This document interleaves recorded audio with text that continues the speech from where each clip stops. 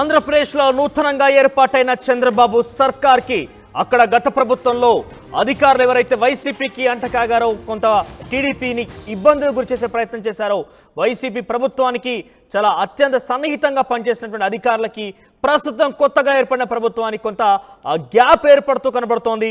So ఇటీవల కాలంలోనే ముఖ్యమంత్రి పేషీలో ఆయన మొదటిగా బాధ్యతల స్వీకరణకు సంబంధించి వచ్చిన రోజు శ్రీలక్ష్మి అనే ఒక అధికారి ఎవరైతే ప్రస్తుతం స్పెషల్ సిఎస్గా ఉన్నారో మున్సిపల్ శాఖకు సంబంధించి తాను బొక్కే ఇస్తున్నప్పటికీ చంద్రబాబు నిరాకరించారు. సో గతంలో ఆవిడ కొంత వైసీపీ ప్రభుత్వానికి చాలా అత్యంత సన్నిహితంగా మెలిగారు. వైసీపీ ప్రభుత్వంలో చాలా క్రియాశీలకంగా ఆ ప్రభుత్వంలో పనిచేశారు కూడా.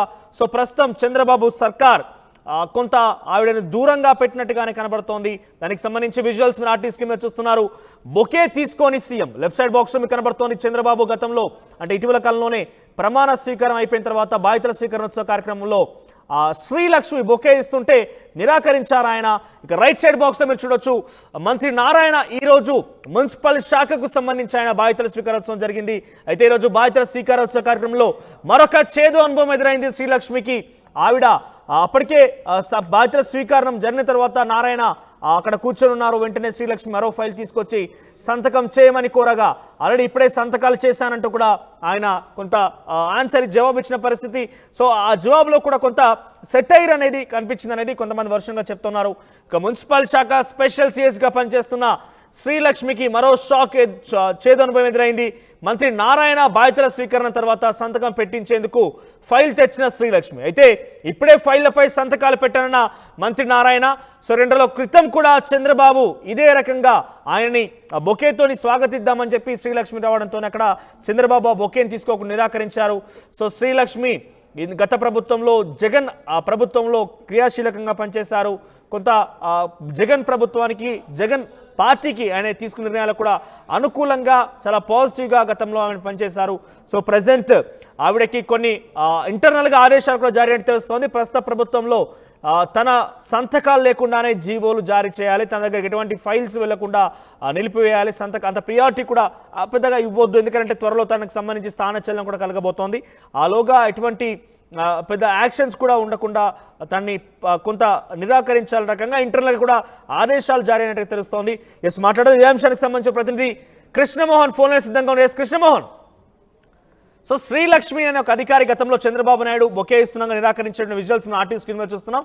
రైట్ సైడ్లో సేమ్ నారాయణ కూడా అదే రకంగా కొంత సెట్ అదొక ఫైల్ సంతకం పెట్టమని చెప్పి వచ్చినప్పుడు ఆల్రెడీ ఇప్పుడే పెట్టాను ఒక ఈ మాటలు చూసిన తర్వాత. సో ఏ రకంగా చూడాలి అధికారులకి, గత ప్రభుత్వంలో పనిచేసిన అధికారులకి ఈ ప్రభుత్వానికి గ్యాప్ ఏదైనా ఉందా? డెఫినెట్ గా కనబడుతుంది గ్యాప్. అంటే కూడా అధికారులు వ్యవహరించిన తీరు పట్ల తెలుగుదేశం ప్రభుత్వంలో ఉన్న మంత్రులు కావచ్చు, సాక్షాత్తు ముఖ్యమంత్రి చంద్రబాబు నాయుడు గారు కూడా ఈ వ్యవహారంలో కొంత సీరియస్ గానే ఉన్నట్టుగా అర్థమవుతుంది. ఇప్పుడు ముఖ్యమంత్రి సాక్షాత్తుగా శ్రీలక్ష్మిని ముందుగా కలవడానికి ఒప్పుకోలేదు. తర్వాత బాధ్యతలు అప్పగించడానికి వచ్చినప్పుడు ఆమె ఒక బొకే ఇవ్వడానికి సున్నితంగా నిరాకరించారు. ఈ రోజు అదే పరిస్థితిని మనం చూసాం. ఈ రోజు మున్సిపల్ శాఖ రివ్యూ జరిగినప్పుడు మున్సిపల్ శాఖ మంత్రిగా నారాయణ బాధ్యతలు తీసుకునే ప్రయత్నం చేశారు. ఈ బాధ్యతలు తీసుకునే సమయంలో కూడా ఇక్కడ జరిగిన రివ్యూలో డెఫినెట్ గా ఆమె ఒక సంతకాల మీద ఫైలు పెట్టాలని సూచించినప్పుడు నారాయణ గారు సున్నితంగానే ఇప్పుడు కాదులేమో మళ్ళీ చూద్దాం, సంతకాల మీద ఫైళ్ళు తర్వాత పెడదామని చెప్పి చాలా క్లియర్ గా చెప్పిన పరిస్థితి. సో అంటే దీన్ని బట్టి ఒక కొంత పరిస్థితి అయితే కనబడుతుంది. అంటే వైసీపీ ప్రభుత్వంలో అధికారులు కొంత ఎక్కువగా వ్యవహరించిన వాళ్ళు, తర్వాత పరిధి దాటి ప్రయత్నించిన వాళ్ళు, వ్యవహరించిన వాళ్ళ వ్యవహారంలో ఏదైతే ఇష్యూస్ ఉన్నాయో అది ముఖ్యమంత్రి దగ్గర నుంచి మంత్రులు కూడా ఫాలో అవుతున్నట్టుగానే చాలా స్పష్టంగా కనపడుతుంది. మరోసారి శ్రీలక్ష్మికి అయితే ఈ చేదు అనుభవం మనకి చాలా స్పష్టంగా చూస్తున్నాం. అంటే కళ్ళ ముందే వ్యవహారాలు కనబడుతున్నాయి. బేసిక్ గా జరుగుతున్న పరిస్థితుల్లో కొందరు ఐఏఎస్ అధికారులు, కొందరు ఐపీఎస్ అధికారులు వ్యవహరించిన తీరు కావచ్చు. అంటే అధికార పార్టీలో అంటే ఏ పార్టీకైనా ప్రభుత్వంలో ఉన్నప్పుడు అధికారులు పని చేయాలి, కానీ కొంతమంది అధికారులు మరి ఆ గీతను దాటి వ్యవహరించారు అనేది చాలా స్పష్టంగా అర్థమైంది. అదే వ్యవహారాన్ని చంద్రబాబు స్వయంగా ముఖ్యమంత్రి హోదాలో ఆయన రివ్యూ చేసినప్పుడు, ఐఏఎస్ ఐపీఎస్ అధికారులతో కూడా రివ్యూ చేసినప్పుడు ఆయన అదే విషయాన్ని చాలా క్లియర్ గా ఓపెన్ గా చెప్పేశారు. మీరు ఒక భారత్ సర్వీసెస్ లో చేస్తూ సర్వీసెస్ లో ఉన్న అధికారులు అయ్యుండి ఇట్లా వ్యవహరించడం, కొందరు వ్యవహరించడం నాకు చాలా బాధ అనిపించిన పరిస్థితి అయితే ఉంది.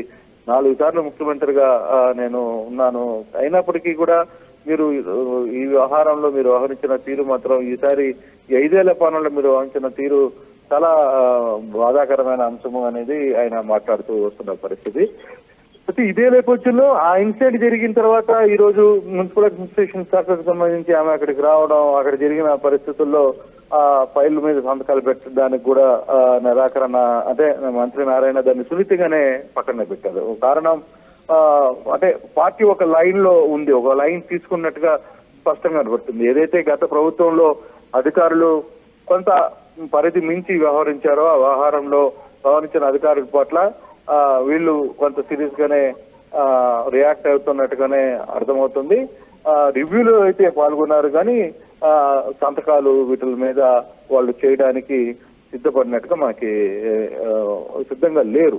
బేసిక్ గా కొందరు వ్యవహారంలో పర్టికులర్ గా శ్రీలక్ష్మి లాంటి ఐఏఎస్ అధికారిని వ్యవహారంలో మరి 2 దగ్గర ఇదే వ్యవహారం జరగడం కొంత మనం చూస్తున్నాం. కానీ వాళ్ళు వ్యవహరించిన తీరుని కూడా గతంలో ఎలా వ్యవహరించారు, ఏ విధంగా వాళ్ళు ప్రవర్తించారు అనే దాని మీద కూడా ఈ రోజు ఆ రివ్యూలో కొంత శాత మనకు అర్థమవుతుంది మనోజ్.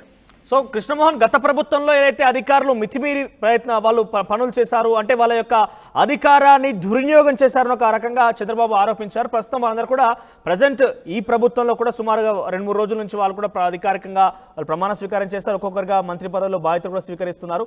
సో వాళ్ళకి సంబంధించి అధికారికమైన స్థానచలనం కానీ వాళ్ళ మీద వేటు వేసే అవకాశం ఉందా? అంటే స్థాన చలనం అయితే ఖచ్చితంగా ఉండబోతుంది అనేది కొంత ఇండికేషన్స్ అర్థమవుతున్నాయి. ఎందుకంటే సెక్రటరేట్ లో అధికారులు వస్తున్నప్పుడు అక్కడ ఉన్న మూవ్మెంట్ మనం చూస్తున్నాం, అక్కడ దగ్గరగా వ్యవహరిస్తున్నాం కాబట్టి ఖచ్చితంగా కొన్ని శాఖల్లో కొన్ని అధికారుల్ని పక్కకు తొలగించే అవకాశం అయితే డెఫినెట్ గా ఉంటుంది. ఆ దిశగానే ఆయన ముందుగానే చెప్పారు కూడా. ముఖ్యమంత్రి ఎక్కువగా అతిగా చేసిన వాళ్ళని ఉంచకూడదు అనేది ఆయన ముందుగానే ఊహించారు కాబట్టి డెఫినెట్ గా ఇది కేవలం ఐఏఎస్ఎస్ లోనే కాదు, ఐపీఎస్ లో కూడా ఒక సెక్షన్ ఆఫ్ పీపుల్ ని డెఫినెట్ గా దూరం పెట్టే పరిస్థితి చాలా స్పష్టంగా కనపడుతుంది Manoj. Right, thank you Krishnamohan, thank you for the updates. Overall గా ప్రస్తుతం చంద్రబాబు నాయుడు సర్కార్లో వాళ్ళందరూ కూడా మంత్రి పదవుల్లో బాధ్యతలు స్వీకారోత్సవ కార్యక్రమం జరుగుతోంది. అయితే అధికారులు గత ప్రభుత్వంలో ఎవరైతే మితిమీరి, అంటే వాళ్ళ యొక్క అధికార లిమిట్స్ దాటి కూడా కొంతమంది వివరించారు, అధికార దుర్వినియోగం కూడా జరిగిందంటూ చంద్రబాబు నాయుడు గతంలో ప్రతిపక్ష హోదాలో ఆయన అనేక మార్లు కొంత ఇబ్బందులు పడుతూ మాట్లాడారు, భావోద్వేగానికి కూడా. ఇన్ఫాక్ట్ ముఖ్యమంత్రిగా ఆయన ప్రమాణ స్వీకారం జరిగిన తర్వాత మొదటి రివ్యూలోనే ఆయన మాట్లాడిన పరిస్థితి, అధికారులు ఎవరైతే మితిమీరి వాళ్ళ అధికార దుర్వినియోగం చేశారో, మితిమీరి ప్రయత్నించారో, లిమిట్స్ క్రాస్ అయ్యారని కూడా కొంత సెటరేట్ చేసే అవకాశం ఉంటుంది, ప్రక్షాళన చేస్తా అంటూ కూడా చంద్రబాబు మాట్లాడారు. అయితే ఈరోజు ఐఏఎస్ శ్రీలక్ష్మి మున్సిపల్ శాఖకి ప్రస్తుతం ఆవిడ స్పెషల్ సిఎస్గా కొనసాగుతున్నారు. అయితే మున్సిపల్ శాఖ మంత్రిగా ఈరోజు పదవి బాధ్యతలు స్వీకారోత్సవం జరిగింది. నారాయణ మంత్రిగా ఆయన ప్రమాణ స్వీకారం, దానికి సంబంధించి పదవి బాధ్యతల స్వీకార కార్యక్రమం జరిగిన దాంట్లో ఐఏఎస్ శ్రీలక్ష్మి స్పెషల్ సిఎస్గా ఉన్న నేపథ్యంలో కొన్ని ఫైల్స్ తీసుకొచ్చి సంతకం చేయమంటే ఇప్పుడు చేయను, ఇప్పుడే కొన్ని ఫైల్స్ చేశాను, తర్వాత చూద్దాం అన్నట్టుగా నిరాకరించినట్టు తెలుస్తోంది.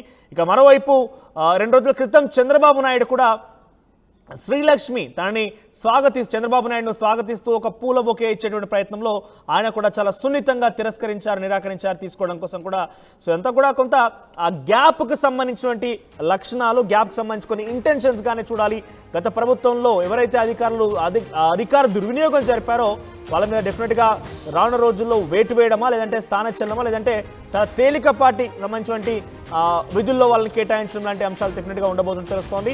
సో శ్రీలక్ష్మికి వరుసగా 2 రోజుల క్రితం ముఖ్యమంత్రి నుంచి ఈరోజు సంబంధించిన శాఖ మంత్రి నుంచి కూడా ఎటువంటి కొంత చుక్కెదురు కావడంతో చేదు అనుభవంగా చూడాలి. చూద్దాం శ్రీలక్ష్మి విషయంలో రాష్ట్ర ప్రభుత్వం ఏ రకంగా చేయబోతోంది. ఇదే దిశగా మరికొంతమంది ఐఏఎస్ అధికారులు, ఐపీఎస్ అధికారుల విషయంలో ఎటువంటి నిర్ణయాలు తీసుకోబోతుందో మాత్రం చూడాల్సిన అవసరం అయితే ఉంది.